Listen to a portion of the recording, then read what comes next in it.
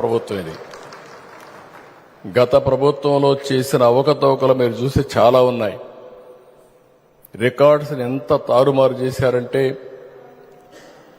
మన భూమి 22A అంటే గవర్నమెంట్ భూమి అయిపోతుంది. ఇంకా మనం ఎన్ని కొట్టుకున్నా మన భూమిని ఇంకా డిస్ప్యూట్లో పడిపోయి చాలా ప్రాబ్లమ్స్ వచ్చే పరిస్థితి వచ్చింది.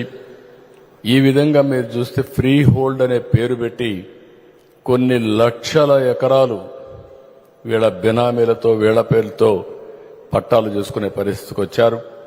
అందుకే మదనపల్లి ఫైల్స్,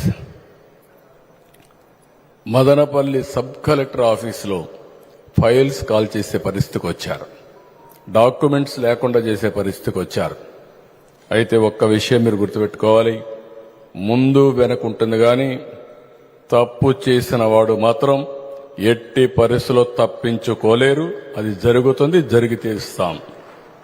ఇంకొక పక్కన అన్నా క్యాంటీన్లు.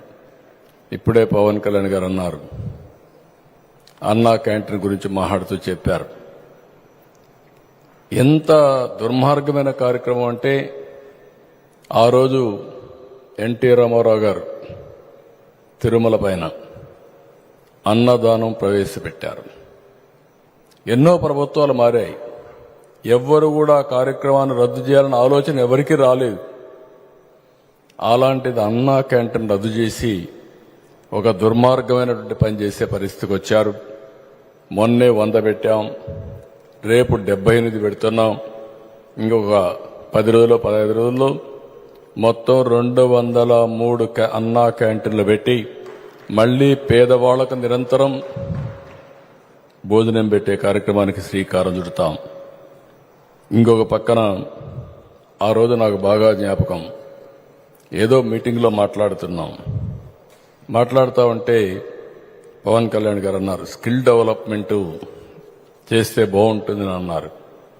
నేను ఆ మీటింగ్లోని ఈస్ట్ గోదావరిలో అనుకుంటాను, లేకపోతే వెస్ట్ గోదావరిలో అనుకుంటాను. ఆ మీటింగ్లో నాకు ఆలోచన వచ్చింది. ఆ రోజే అనౌన్స్ చేశాం, స్కిల్ సెన్సస్ చేస్తే బాగుంటుందని ఆలోచన వచ్చి దేశంలోనే కాదు ప్రపంచంలోనే మొత్తంగా మీరు ఆలోచిస్తే స్కిల్ సెన్సస్ చేసిన ఏకైక ప్రభుత్వం ఆంధ్రప్రదేశ్లో ఎన్డీఏ ప్రభుత్వం అని చెప్పి కూడా నేను మీకు తెలియజేస్తున్నా.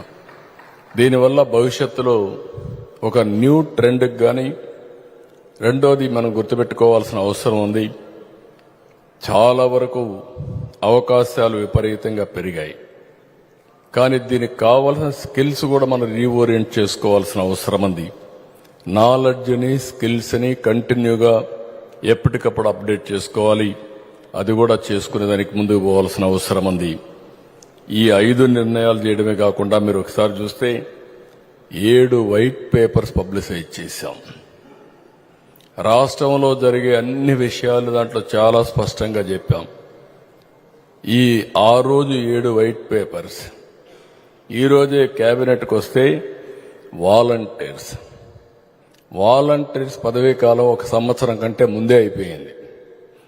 మీరు గుర్తుపెట్టుకోవాల్సిన ఆల్ ఎమ్మెల్యేస్ అంతా ఎంపీలు గుర్తుపెట్టుకోవాల్సింది, ఏదైతే వాలంటీర్ వ్యవస్థ గురించి మాట్లాడే ఈ ముఖ్యమంత్రి సంవత్సరానికంటే ముందు వాళ్ళ పదవీ టైం అయిపోతే సంవత్సరంగా దాన్ని కొనసాగించలేదు, ఎక్స్టెండ్ చేయలేదు.